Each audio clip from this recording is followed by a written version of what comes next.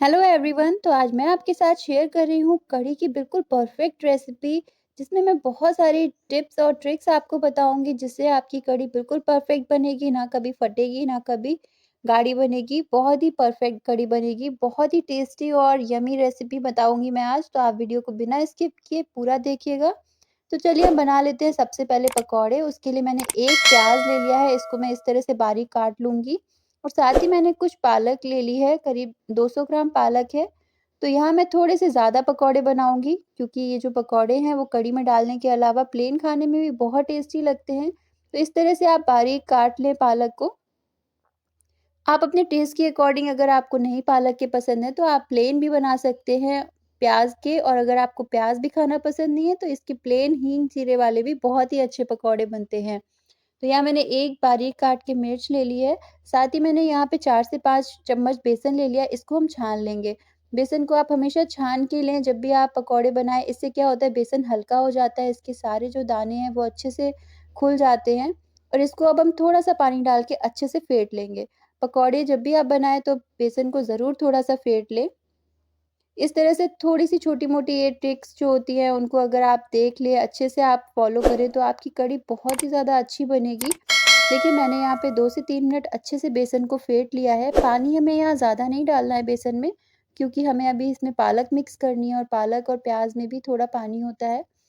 तो उस मॉइस्चर की वज़ह से हम थोड़ा कम पानी डालेंगे। यहाँ मैंने ले लिया है आधा छोटा चम्मच नमक, साथ ही कुटी हुई लाल मिर्च ले ली है।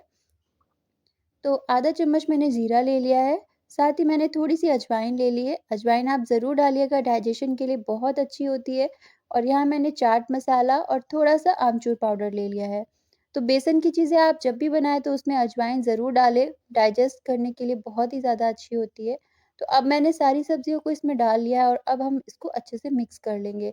तो यहाँ अगर आपको बेसन की क्वांटिटी कम लग रही है तो आप इस टाइम पे बेसन बढ़ा सकते हैं। और अगर आप चाहें तो यहाँ पर 1/4 टीस्पून बेकिंग पाउडर भी डाल सकते हैं, जिससे आपके पकौड़े सॉफ्ट बनेंगे। मैंने बेसन को अच्छे से फेंट लिया था, इसलिए हमारे पकौड़े ऐसे ही सॉफ्ट बनेंगे। तो यहाँ मैंने तेल में डाल दिए अपने पकौड़े, छोटे-छोटे या बड़े-बड़े जैसे आपको पसंद है वैसे डाल लीजिए। पर आप एक बात का ध्यान रखिए, आपका जो तेल है वो मीडियम टू लो फ्लेम पर होना चाहिए, तेज़ गैस नहीं होनी चाहिए। तो सारे पकौड़ों को हम मीडियम फ्लेम पर अच्छे से पलटते हुए तल लेंगे। स्टार्टिंग में थोड़ी देर पकौड़े को टच नहीं करें, 1 मिनट के बाद में इनको पलट लें। तो प्लेन पकौड़े की भी कढ़ी बहुत ज़्यादा अच्छी लगती है। आज मेरा मन था पालक के पकौड़े की कढ़ी बनाने का, इसलिए मैंने बनाई है। अगर आपको पालक की नहीं पसंद है तो आप यहाँ टोटली स्किप कर सकते हैं पालक को। प्लेन बहुत ही अच्छी बनती है। देखिए यहाँ मेरे सारे पकौड़े तल गए हैं। कितने टेस्टी लग रहे हैं ना? आप इनको प्लेन ऐसे ही खा सकते हैं, कुछ आप इसको कढ़ी में डाल सकते हैं। तो यहाँ चलिए हम कढ़ी बनाने की तैयारी कर लेते हैं। यहाँ मैंने 7 से 8 लहसुन की कली ले ली है, 2 हरी मिर्च ले ली है, साथ ही मैं थोड़ा-सा करी पत्ता ले लूँगी यहाँ पे। इस तरह से जब आप कढ़ी बनाएँगे ना, जिस तरह से मैं बता रही हूँ, अगर आप इसको खाएँगे तो इसमें एक अच्छा-सा फ्लेवर आएगा, बहुत टेस्टी बनेगी। तो बिल्कुल इसी तरह से आप बनाइएगा जब भी आप बनाएँ। तो यहाँ मैं इन सब चीज़ों को अच्छे से कूट लूँगी। आप चाहें तो इनको चॉप भी कर सकते हैं, पर कूटने पर इनका फ्लेवर और ज़्यादा निकल कर आता है। तो इस तरह से मैंने बारीक इन चीज़ों को कूट लिया है। तो अब चलिए हम बनाते हैं अपना कढ़ी का बैटर। यहाँ मैंने 4 चम्मच ले लिया है बेसन। अगर आप कटोरी से नापें तो आधा कटोरी बेसन ले लिया है मैंने। तो इस तरह से जब आप कढ़ी बनाएँगे ना, बिल्कुल परफेक्ट बनेगी, बिल्कुल फटेगी भी नहीं आपकी कढ़ी। ये प्रॉब्लम होती है ना, कई बार हमारी कढ़ी फट जाती है। तो यहाँ मैंने एक जार ले लिया है मिक्सी का, उसमें मैंने डाल दिया आधा कटोरी बेसन, और साथ ही मैं डाल रही हूँ 2.5 कटोरी दही। आप चाहें तो यहाँ पे हैंड व्हिस्कर का भी यूज़ कर सकते हैं, या फिर आप ब्लेंडर का यूज़ या मथनी का यूज़ भी कर सकते हैं। इस टाइम पर सबसे ज़रूरी बात, आप दही को टेस्ट कर लें। अगर ये दही खट्टा हो तो आप इसको क्वांटिटी कम या ज़्यादा कर सकते हैं। वैसे तो कढ़ी जो है वो खट्टी ही अच्छी लगती है, और इस मेज़रमेंट के साथ में बिल्कुल परफ़ेक्ट कढ़ी बनेगी। तो यहाँ मैंने जो लहसुन वग़ैरह का जो कूट के रखा था उसको भी डाल दिया है। साथ ही मैंने डाल दी है हल्दी आधा चम्मच और कश्मीरी लाल मिर्च आधा चम्मच। मिर्च अभी हमें आगे और डालनी है, इसलिए मैं थोड़ा-सा हिसाब से डाल रही हूँ, और मैंने हरी मिर्च भी डाली थी, इसलिए मैं कम ही डाल रही हूँ। तो अब हमें इस वाले बैटर को फेंट लेना है।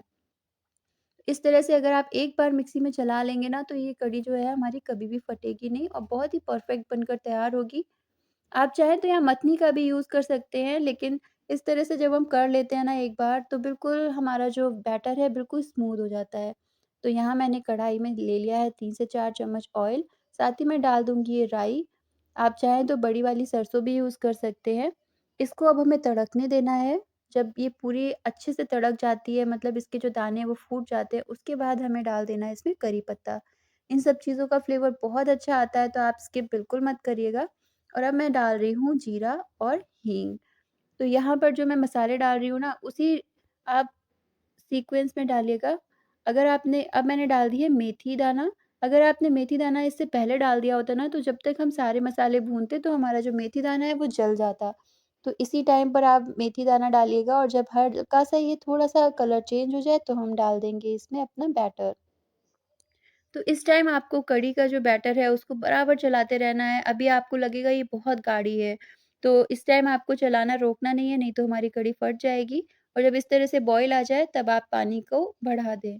तो जो मैंने जार में इसको फेंटा था ना, उसी में मैंने एक बार और पानी डाल के उसको चला लिया और वो डाल दिया है। अब इस टाइम पर आप कढ़ी की जो कंसिस्टेंसी है वो मेंटेन कर सकते हैं। आप चाहें जैसे भी, आपको अगर पतली खानी हो तो आप पानी ज़्यादा डाल सकते हैं, और गाढ़ी खानी हो तो आप इसको कम पानी में बना सकते हैं। तो मैंने यहाँ 1.5 से 2 ग्लास पानी डाल दिया था। जो हमने दही वगैरह का बैटर बनाया था, उसके अलावा मैंने 1.5 से 2 ग्लास पानी और डाल दिया। तो अब हमें इसको अच्छे सा एक बॉयल लेना है, लेकिन याद रखें इस टाइम आपको चलाना बंद नहीं करना है। देखिए हमारा बॉयल आ गया है। अब आप इसको छोड़ सकते हैं धीमी गैस पर। तो जो कढ़ी है, अगर आपको इस टाइम पे पतली लग रही है तो आप थोड़ा-सा बेसन घोल के इसमें डाल सकते हैं, लेकिन आप ध्यान रखें बेसन को घोल कर ही डालना है। और अगर गाढ़ी लग रही है तो फिर इसमें पानी एडजस्ट कर सकते हैं। तो अब हमें कढ़ी को पकाना है आराम से 30 से 35 मिनट, या आप उससे ज़्यादा भी पका सकते हैं। कढ़ी जितनी देर पकती है उतनी ही ज़्यादा यम्मी और टेस्टी बनती है। तो यहाँ हमें जब एक बार कढ़ी में बॉयल आ जाए तो इसको रख देना है धीमी गैस पर पकने के लिए। तो चलिए यहाँ बना लेते हैं जीरा राइस। मैंने 2 चम्मच ऑयल में 1 चम्मच जीरा डाल दिया था, और यहाँ मैंने डाल दिया 1 ग्लास भीगा हुआ चावल। 1 ग्लास चावल को मैंने अच्छे से 2-3 बार धोकर भिगोकर रख दिया था 15 से 20 मिनट के लिए। यहाँ मैंने बासमती राइस का यूज़ किया है। अब इसको हल्के हाथ से हमें इस तरह से फ्राई कर लेना है थोड़ा-सा। ज़्यादा तेज़ी से नहीं चलाना है, नहीं तो चावल टूट जाएँगे। साथ ही आधा चम्मच मैंने नमक डाल दिया है, और इसमें डाल दूँगी 1 से डेढ़ ग्लास पानी। आपने 1 ग्लास चावल लिया है तो आप डेढ़ ग्लास पानी डाल दीजिए। और अब हमें चावल को अच्छा-सा बॉयल लेना है। देखिए जब पानी में इस तरह से बॉयल आ जाए तो ये फ़ोम आ जाता है ना, इस फ़ोम को आप हटा दीजिए। ये जो झाग जैसा आ जाता है, इससे हमारे चावल का टेस्ट ख़राब हो जाता है और वो स्टिकी बनते हैं। तो जब पानी इस तरह से बिल्कुल सूख जाएगा ना, ऊपर बबल्स नहीं दिखेंगे आपको, छोटे-छोटे बबल्स होंगे, उस टाइम आप गैस की फ्लेम बिल्कुल धीमी कर दीजिए और इसको ढक दीजिए आराम से 8 से 10 मिनट के लिए। देखिए 8 से 10 मिनट के बाद में आप चावल को इस तरह से पलट दीजिए, ऊपर-नीचे कर दीजिए। इस टाइम हमारे जो चावल हैं वो बिल्कुल कुक हो गए हैं और बहुत ही खिले-खिले बने हैं। लेकिन एक बार आप इनको ऊपर-नीचे और कर दीजिए और ढक कर रख दीजिए आराम से। जब तक हमारी कढ़ी बनेगी, हमारे चावल भी रेडी हो जाएँगे। देखिए हमारी कढ़ी भी जस्ट ऑलमोस्ट बन ही गई है। आराम से 35-40 मिनट हो गए हैं कढ़ी को पकते हुए। इस टाइम पर हम डाल देंगे इसमें पकौड़े जो हमने बना के रखे थे। और आपने एक चीज़ नोटिस की होगी, मैंने अभी तक कढ़ी में नमक नहीं डाला है। नमक आप अगर स्टार्टिंग में डाल देंगे तो कढ़ी का फटने का डर रहता है। नमक हम अब डालेंगे, आप आधा चम्मच नमक डाल दीजिए। मैंने डाला है, उसमें शूट में नहीं आ पाया है। और कढ़ी को ढक के रख दीजिए। आप चाहें तो आप कढ़ी को इसी तरह से सर्व कर सकते हैं, बहुत टेस्टी लगती है। पर मैं इसमें एक और मज़ेदार सा तड़का लगा रही हूँ। 1 चम्मच देसी घी ले लिया है मैंने, उसमें 2 से 3 मैंने साबुत लाल मिर्च डाल दी है, साथ ही हींग डाल दी है। तो ये जो तड़का है, ये जब आप कढ़ी में डालेंगे तो कढ़ी का स्वाद दोगुना हो जाएगा। और साथ ही मैं बिल्कुल कढ़ी के पास जब तड़के का ले आई हूँ, तब मैंने डाल दी आधी चम्मच कश्मीरी लाल मिर्च। बस हमारी कढ़ी बिल्कुल परफेक्ट तैयार हो गई है। अब इसको आप ढक कर रख दीजिए और इसके ऊपर थोड़ा-सा हरा धनिया डाल देंगे, और बस हमारी कढ़ी बिल्कुल रेडी है सर्व करने के लिए। तो आपको आज की मेरी रेसिपी कैसी लगी मुझे ज़रूर बताइएगा, और अगर अच्छी लगी हो तो लाइक ज़रूर कर दीजिएगा, और अगर आप मेरे चैनल पर नए हैं तो सब्सक्राइब ज़रूर कर लीजिएगा।